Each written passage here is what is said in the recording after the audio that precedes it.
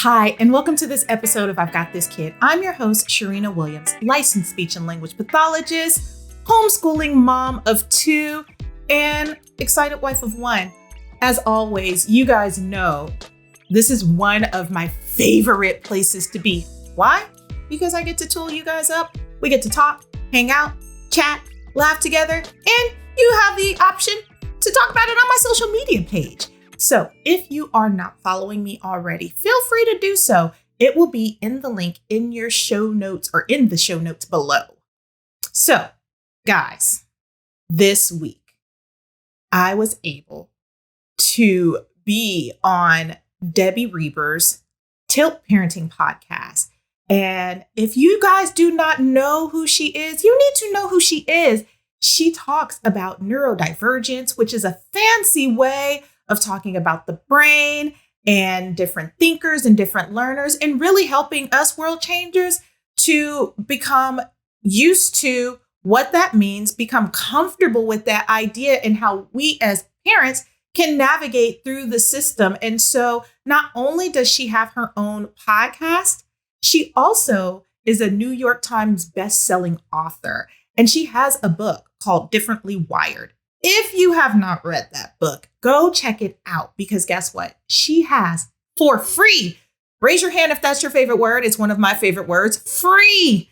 Chapter 1 of that book. That will also be in my show notes. But if you want to check it out, push pause on me and then go check it out at debbiereber.com. But then come back and then let's keep this conversation going.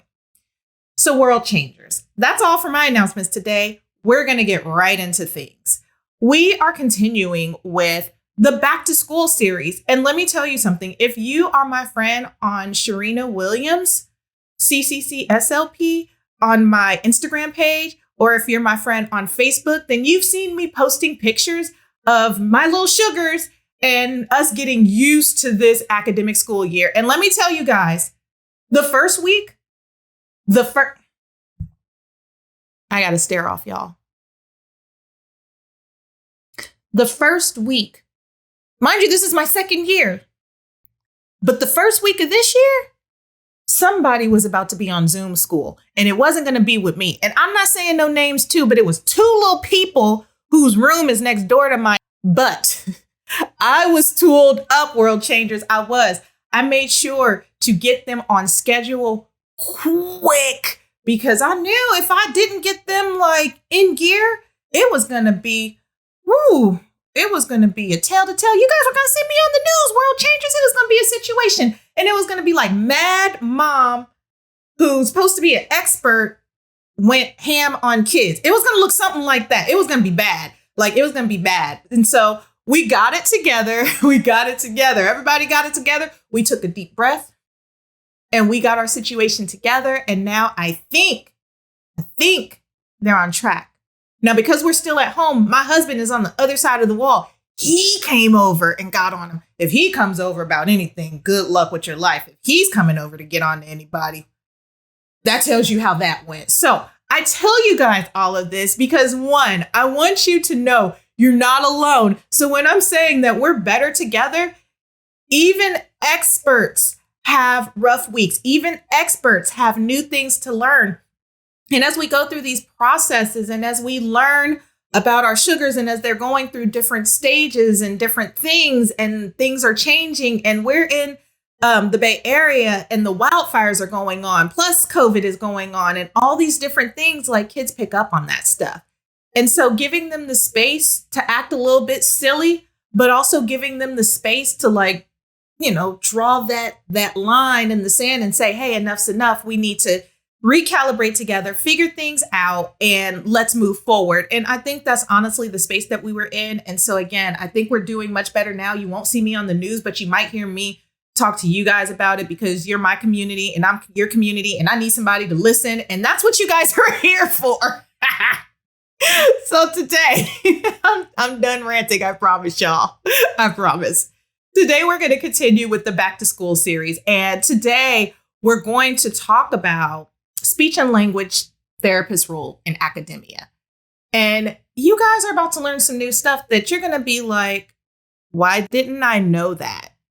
Why didn't I know this? Why didn't anybody tell me this? Where was the memo? Because I could have saved myself X, or we could have done Y, or I could have been doing Z. That's what I'm here for. So I'm going to help you guys out with that. So speech and language therapists, most people, for one, don't even know who we are. We're like that little cute hidden gem in school, and we're like somewhere next to the broom closet because we don't usually get really big classrooms. We get a little space, and then we usually get our kids out of the class, and then we service their needs, and then we send them back. But that's the thing. Many times, the only time families see us is if something is wrong. People don't see us or think about, hey, can a speech pathologist be useful in other areas as well? We can. We are. We're probably some of the most resourceful people you didn't even know that you had in your back pocket or know you knew. So next time you see a speech therapist, like, give them a high five, because usually we go wide and we go deep in what we do. So what do we do in academia? Not only do we catch up those who have speech and language and different kind of pragmatic delays, we also are well versed and equipped in getting our other sugars who may need a little bit more support academically, or maybe on grade level, but need a little bit more of a challenge. We're good for that too. And so it's really important to understand that speech therapy changes from around preschool to school age. It really changes. Like, there's a huge shift, especially for me. I am an early interventionist, and I do see some school age kids because I like to diversify. But like, where I really study and where my heart really is, and not to say I don't love you school agers, I love the school agers, but where I do most of my research, I try to meet you guys where you're really young. And a lot of times the therapy looks play-based, and I get to hang out with the parents, and the parents get to hang out with me, and it's a much different relationship. But around preschool, it starts to look a lot less like play and a lot more like tabletop work. What do you mean by tabletop work? Stuff you do on a table, stuff you do where there is two people at a table doing some stuff together, working on some work together, learning together, doing together. So that's a lot different than us sitting on the floor and playing and exploring the world around us. And it's not to say that we don't explore with our preschoolers. We definitely don't do much exploring with our school agers. Like, it's just no room for that. And it's not the space in academia, but around preschool is where it really changes. And so the biggest shift that you'll see is that we kind of make a shift from verbal language to written language. I'm going to say it again. We make a shift between verbal language, the stuff that comes out of our mouth, and how to help our sugars understand and respond back. And then we start working on like written language. And written language looks like how we formulate our words, how we put our words into sentences, how we mark our word endings, how we make sentences, how our sentences turn into paragraphs, how paragraphs turn into essays, how we pick up juicy words, and how we use all of the parts of speech to make good stuff happen. So that's like the biggest shift. And so if you notice, that can happen not just for our sugars who are behind, but again, for our sugars who are age appropriate, on age level, and also for the ones who are ahead of the game. Why, you ask? Because we're the masters of language. We understand the building blocks of language. And in our minds, there's always something else you can do. There's always something to work on. There's always something to be better. Like, we are the nitpickiest people in the world. So we can find that gifted student and still find something in some way to help them improve upon their skills. We do that. We also work on higher level language. That's that fancy word you hear me throwing around all the time called pragmatics. That's social language. So that's the one area that speech and language pathologists, you'll still hear us talking with our kiddos who have difficulties with social interactions, who don't quite know what to say, or who might not get different kind of things in language that we use. Like in the English language, we use a lot of stuff that's not literal, it's figurative, like it's raining cats and dogs outside. Now, I dare you to go outside and see if there's really some cats and dogs out there coming from the sky. Some of the sugars might be like, where are the cats and dogs? We help with that. Or if you have a sugar, again, who may not know how to respond appropriately or feel, comfortable in different social situations, different social scenarios, we work on that.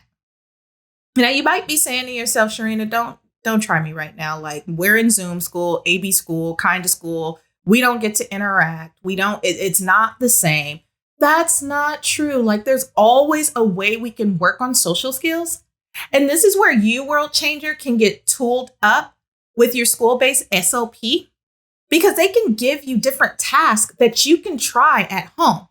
And so if you listen to my last episode, I talked about teaming up with SLPs and gave some really good tips on how you can reach out to them, ask them questions, and get really good information on how to apply the stuff that they're doing at school within the home. And so, yes, you can still work on social skills, because social skills never sleep, right? Unless you're asleep, right? Social skills never sleep unless you're asleep. You get it? You'll get it tomorrow. Anyway, so that's one of those things that we work on. And it's really important that our sugars know how to navigate socially, because again, it never goes away. You're going to need it at work. You're going to need it in your relationships. You're going to need it to maintain your relationships. You're going to need it in different settings. Like, it's much different to talk to your boss than it is to talk to a friend. And the way that you address a friend is maybe much different than what you would address an elder or somebody else in your community. And so it's important for our sugars to understand these nuances of social language, that higher level language, not only how to respond, but how to shift socially in these different scenarios and how to respond in these different scenarios. Make sense? I hope so. The third thing that we do is we work on, this is one of my favorites. I talk about this all the time, and you guys didn't even know I was talking about it. Executive functioning skills. Guess what that means? Organization. Getting organized, organizing your life, all those schedules, all of those, to-do lists, all of those written tasks, all of those goal charts, all of that stuff is organization. And what I love about executive functioning, now for the little sugars, we have to do it for them. So like, for example, in my classroom for my 7-year-old, I have everything color coordinated, organized. Why? Because I know he's not going to do it. And why else? Because I know he's not going to keep up with it. He's going to do it poorly. And so when I come in the room, I can say to him, why is the green notebook in the red bin? And he's going to look at it. And he's going to look at me, and he's going to look at it because his brain is going 190 miles per hour. And he's going to quickly move it over because he probably wasn't paying attention in the first place. And I want him to pay attention, but I want him to gradually learn how to pay attention. And the only way that I could get him to learn how to pay attention and how to be organized is by creating a space that's organized. Now, world changers, you've heard me talk about this from my little sugars as well. Organizing the play space. That's early executive functioning, getting things organized. Why? Because it helps our minds stay organized. When I know that this goes here and that goes there and that goes here, then that goes there, then one, it's easier to find stuff. It's also easier to navigate through stuff. And it's also easier when I need to go back and look for notes or look for things. It's easier to find, right? And this holds true also for the adults as well. Like, having a really good organized space keeps us in check.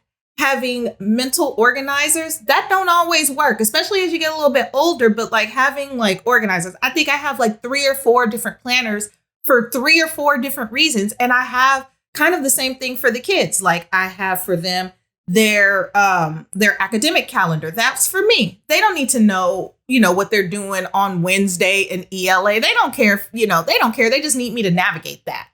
But what I do have for them is a daily schedule chart for them to know when it's time to work independently. You do this, this, and that. That's simple executive functioning. Now, as the sugars get older and they get more subjects, this is where it becomes crucial for them to know how to navigate and how to stay organized. So for example, you might have one subject, the folder might look like this, and there's 7 different tabs in there. And the reason why you want to have that is because you want to know where your notes is, where your vocabulary is, what the content was, what your written work was, what your graded work was, what you're working on next, what your homework is, all of those things.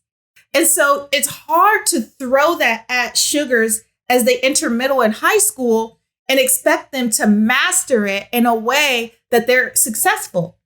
And so again, this is where we become the models for them and we do it for them. We start off while they're young and then we help them along the way. And then we turn it over to them by middle school and say, okay, you know what good organization looks like. Let's put this thing together. And now you keep in charge of it. And not only that, you create it in a way that works for you. And so I've been doing this with my daughter for a while, and she's in the 6th grade this year. I'm aging myself, y'all. And it's funny because I see her now taking more ownership on how she wants her stuff to be. And granted, her stuff is still color coded too. But as far as like how she has it structured, she has it for herself. But speech and language pathologists can help guide that.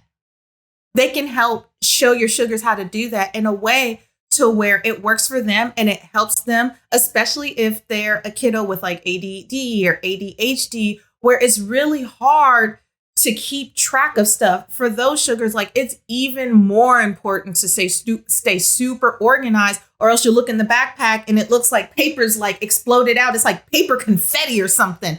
And so, it's not just with that population. Again, I've seen this with children who are typically developing and are completely disorganized and have no clue where to start. And then I come in and I help them out and set them on their road to success, and then they maintain it for the long run. Another reason that you want to seek us out is because we understand how the brain works. And so you might want to know, like, or maybe thinking like, why is that important? Why does that matter? Why does it matter if speech language pathologists and academia know how my brain works? Like, what does that have to do with me? What does that have to do with my sugar? Well, it has to do with we understand how the brain processes information. And so again, this goes back to I talk, you listen, you take that information on this side of the brain, you process that information. The information goes through all of these little channels through your brain, ends up coming back out here, and the speech motor programming comes around here because you've got your thought now and you know what you're going to say, and then you're going to spit it out. And so sometimes we process information differently. So you might have some sugars who learn by writing stuff down. Some sugars who learn in really quiet environments. Some sugars who learn in environments to where they need a little bit of noise because they need their brain to hold on to information. Some sugars who are you just got to come up with something. And so us understanding like how the brain works, it helps us understand how to deliver that information. And this goes a little bit, this is where we like really separate ourselves from the tutors and the educators, because we understand, again, the building blocks of language and how it takes place, not just the stuff that comes out of your mouth and the stuff that you write down, also the way that you think, the way that you process literacy, the way that you process reading information. We look at that too. How are you processing just simple words? How are you processing longer sentences? How is it you're taking in this written information? How is it that you are producing written information, right? Because the stronger your vocabulary and the stronger you have, the stronger you're tooled up and the more you know up here, the more that's going to come out there, right? Because if there's not a whole lot of vocabulary, then there's not going to be a whole lot to think about or write about. And if there's not a whole lot of imagination developed, then it's going to be difficult when it's time to take information from here, and put it on here, on that piece of paper. And so world changers, I don't want you guys to take that for granted, because you might have your sugar saying, well, I'm not a good writer, or I'm not a strong this, or I'm not a strong that. And I don't want you to think that at all about your sugar. It's not that they're not a great writer. It's just probably they need different ways and different avenues to think about literature, to be exposed to different things outside of their environment, right? Because the more that we see outside of our everyday lives, and I don't care if you're in an urban place, a suburban place, I don't care if you're in a rural place, I don't care where you are. If you're only seeing the same thing and exposed to the same thing without seeing other ways and other forms of lives and seeing things from other people's perspectives, then it's really hard to pull, it's hard to pull information to be able to relate and to put it on paper. That's a whole nother episode, y'all. I went off. Okay, so let me get back on track. Another thing we look at is auditory processing. Again, this goes back into, if I give you information, how are you taking that information in and processing it? And this transcends across subjects. Like, this isn't subject specific, right?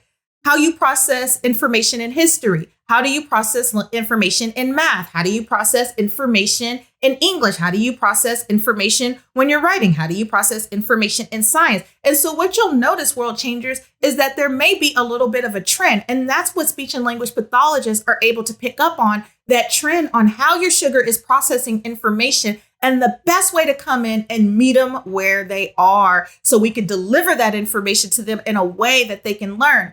Because a lot of times our sugars are like, I'm not a great student, or I'm not great at this subject, or I'm not great at this, and I'm not great at that. That's not necessarily the truth. The truth of the matter is the information probably needs to be delivered in a different way that aligns with the way that they process information. When we started homeschooling last year, my daughter just like, you could bet her $100 that she was like the worst math student in the world. Like, she stunk at math. She did not feel good about how she did math. She did not feel good about how she produced it. She always passed, but she never felt good about like her math and just in general. And so we started working on it. And I realized early on that she needed smaller chunks of information.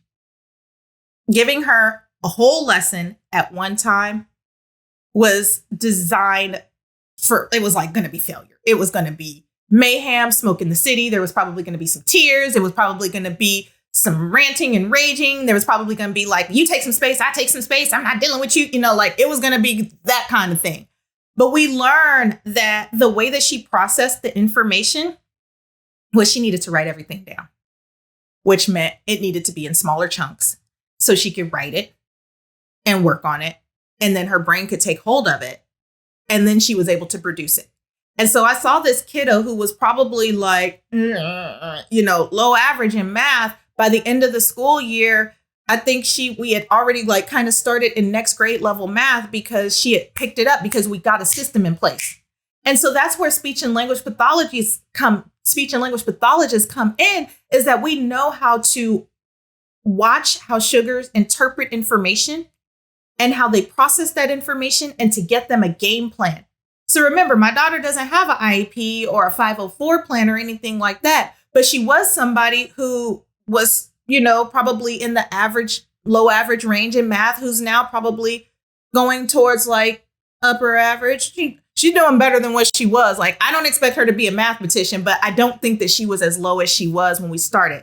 And that's the role that we play. That is what we can do. Another thing that we look at in school in general, and again, this one goes into speech and language delay, is the articulation. And that's the way that you produce speech sounds. Speech and language pathologists within the school definitely look at speech sounds. We look at speech sounds in school and work on speech sounds in school. Why? Because the way that they're producing speech, the way that your sugar is producing speech, let's say that they're in 3rd grade by now, and they're still saying tat for cat and this for this. It happens. It's a real thing. Or maybe they have a lisp or something like that, right? And so what happens is every time they're saying it like that, the brain is interpreting and processing that information that way. And so when it's time to take that information up here and apply it to that book, then they're looking for the stuff to sound the way that they produce it in many cases, which can delay literacy skills. And so this is why I tell you guys, we don't wait and see. Like, when we know by like 18 months, things aren't feeling right. If you've watched the Milestone series, then you know by now what to expect. If you haven't, catch up on it So you'll know what to expect and when your sugar should be 100% intelligible, which means you can understand everything that they're saying. And so we look at this stuff because it does translate over into their learning. It definitely has an impact on their learning. So we look at that. We also look at the stuttering and the fluency in the school district. Why? Because again, this can not only have an impact on the learning, but it could also have an impact on the social skills and the confidence and all kinds of other things that come along with that. And usually for the little sugars, they don't really care. Like even little sugar peers, they don't care. They're usually pretty like forgiving, but around 5th grade, they care and then get questions asked. And so again, like using a speech and language pathologist for these kinds of things is important. If your school doesn't offer one, then at this point, sky's the limit. Like you can see a speech pathologist anywhere in the United States of America because everything is virtual at this point. And the final thing that we see sugars for in the school is the reasoning and the thinking skills, the memory, the attention, the retaining information. Some sugars catch on to information really quick, and they do a great job catching on to that information. But what then happens sometimes is the brain just can't find a place to store it, or they forget about it, or it gets mixed up, right? And sometimes the reasoning is not quite there to where you're kind of talking back and forth, and their outcome as to how they should solve things may not always make sense. We help with that because those areas are so important to get through life. It's not reasonable to go up to a friend and take their lunch without asking. It's not reasonable to go and interrupt a teacher when they're talking to other students. It's not reasonable to interrupt Zoom school. We think about these things as little things, but sometimes there's a deeper thing going on there, a deeper reason going on there. And in school, the sugar ends up being called either behavioral or disruptive or something along those lines, when sometimes there's an underlying issue that needs to be addressed. And so we definitely look at that area to make sure that everything is intact and get the sugar tooled up to where they're able to reason appropriately, to think things through. If I do X, then this is the outcome. To help them with that impulsivity, like just doing things without thinking about things. And also with the memory, holding on to information and being able to produce it. And it goes back to that auditory processing, to where we help learn how sugars process that information and then develop avenues for them to be able to produce it in a way that is totally appropriate. And so you may be wondering at this point, SLPs do all these things. I had no clue. But does that mean that I still don't use a tutor? Or what does that mean for the tutors out there? Or are you bashing tutors? No, absolutely not. I would never bash a tutor. Absolutely not. Because there's a difference in what we do and what they do, right? With SLPs, you want to enlist one of us if you notice that any of those things that I mentioned is persistent. That means that it's usually happening across the board. It's not just happening in one area, it's happening in multiple areas. And you're noticing like this trend that the same thing is happening in different places. It's probably happening in class, it's happening at home, it's happening with friends, it's happening on play dates. You just notice that this thing is going on, right? With tutors, we like them when we want to get through a specific subject, right? Say, for example, I'm great at every other subject except for history. I really need help in this way. That's when you enlist a tutor.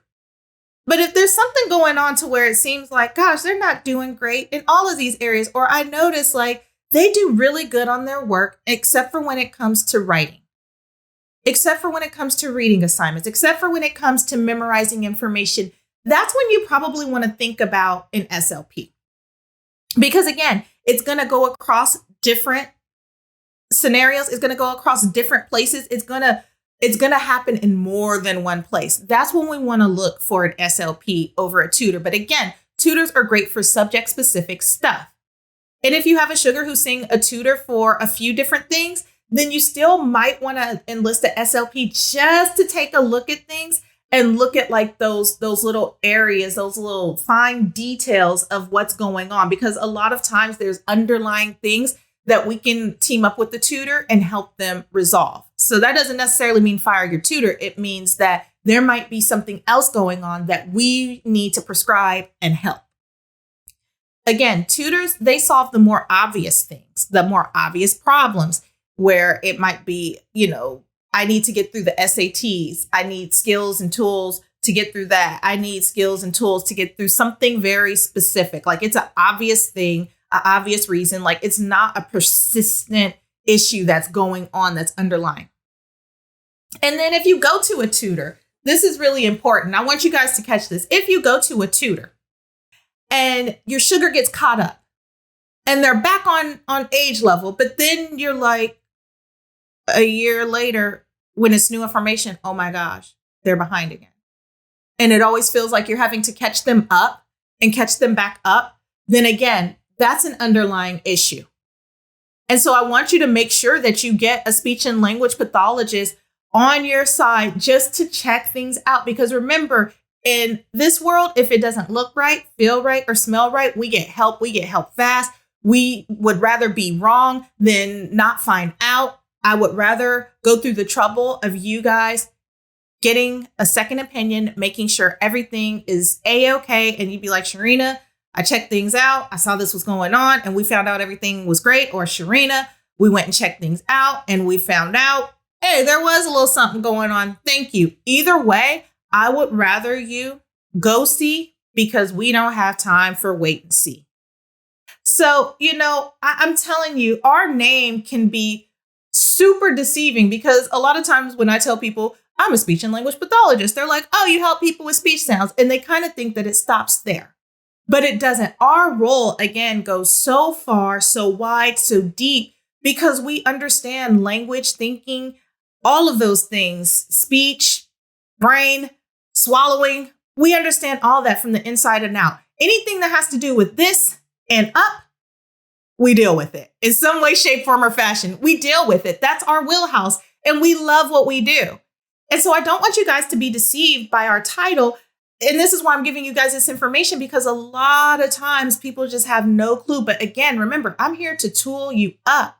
And so do not be afraid to reach out and get your sugar some help if they need support. And do not be afraid to ask questions, because there's no such thing as a silly question, more so an unanswered question. And finally, remember, y'all, the only stigma our sugars are going to feel is the one that we put on them. And so if we put a negative stigma or a negative connotation on you need support or we need support or whatever it is we need, guess what? That's what they're going to feel. That's what they're going to pick up on. And let me tell you something. Raise your hand if you've never needed help. If you raised your hand, shame on you. We've all needed help. I was biology dumb. I'm not going to lie. My husband helped me because he knew I was biology dumb. I told him I was biology dumb. That's how we met. I'm not kidding around. I was biology dumb. I needed help. We all need help. And so I don't want you guys to put stigma on stuff. It didn't mean I was dumb. It doesn't mean your sugar is dumb. It doesn't mean that there's anything wrong with their thinking or their learning. It just means that every once in a while, we've got to put our pride aside and get some help. Sorry for being frank, y'all. I told you guys, them kids, they had me. They're great people, but woof. I don't know sometimes, world changers. I don't know sometimes. But we got through the week. We're getting through it. We got through it. We're going to get through it. We always do. You guys know it's going to be all right. So catch up on past podcast episodes, blogs, and most important, subscribe. If you haven't subscribed yet, why? What were you doing? We're all at home. Subscribe. It's fun. I have fun. Well, we are better together as a community. Keep sending in your questions. Keep joining, keep liking, keep sharing and spreading the word, because you guys know how much I love being here and doing this with you guys. And we're just going to keep the party going. So until the next time, world changers, take care.